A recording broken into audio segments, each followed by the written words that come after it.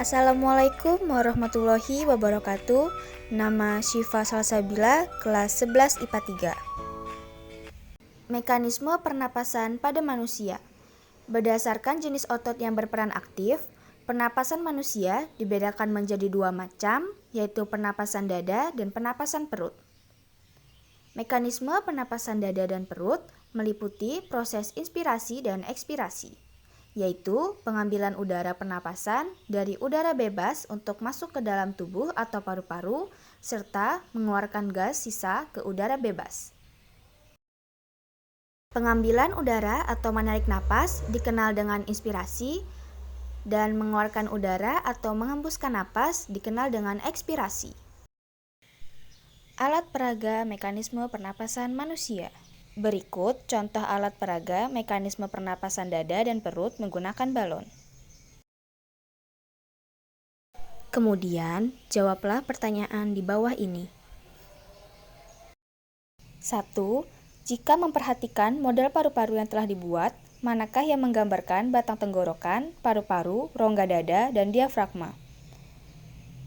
Pada model paru-paru yang telah dibuat, yang menggambarkan batang tenggorokan yaitu sedotan, yang menggambarkan paru-paru yaitu balon yang di dalam, yang menggambarkan rongga dada yaitu botol, yang menggambarkan diafragma yaitu balon yang berada di bawah.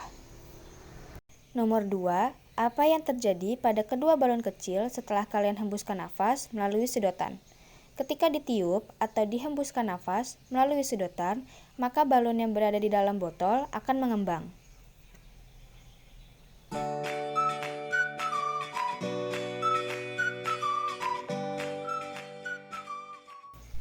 Nomor 3, apa yang terjadi bila balon bagian bawah ditarik ke bawah? Ketika balon bagian bawah ditarik ke bawah, maka balon yang berada di dalam botol mengembang karena terisi udara.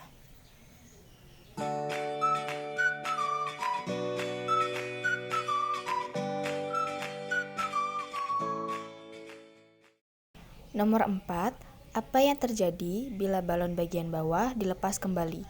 Ketika balon bagian bawah dilepas kembali, maka balon yang berada di dalam botol akan mengempis.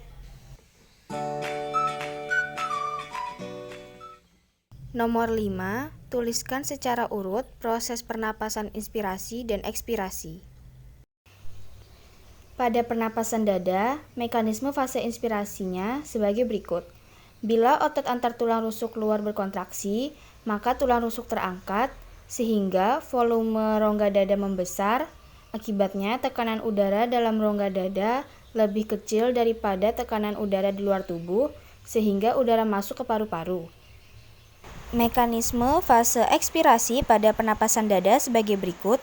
Bila otot antar tulang rusuk dalam berkontraksi, maka tulang rusuk turun sehingga volume rongga dada mengecil. Akibatnya, tekanan udara dalam rongga dada lebih besar daripada tekanan udara di luar tubuh, sehingga udara keluar dari paru-paru. Pada pernapasan perut, mekanisme fase inspirasi pada pernapasan perut sebagai berikut. Bila otot diafragma berkontraksi, maka diafragma akan mendatar sehingga volume rongga dada membesar. Akibatnya, tekanan udara dalam rongga dada mengecil sehingga udara masuk ke paru-paru. Mekanisme fase ekspirasi pada pernapasan perut sebagai berikut.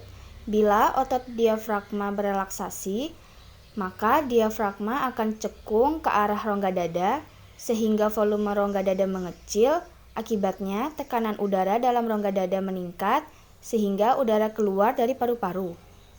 Kesimpulan, berdasarkan hasil pengamatan tentang cara kerja paru-paru dalam praktikum yang telah dilaksanakan menggunakan model paru-paru yang telah dibuat, yaitu ketika balon bagian bawah ditarik, maka balon yang berada dalam botol mengembang karena terisi udara dari luar. Kondisi ini terjadi karena tekanan udara dari luar botol udara bebas tetap menjadi lebih besar sehingga udara di luar botol akan mengalir ke dalam balon yang berada dalam botol atau yang diumpamakan sebagai paru-paru.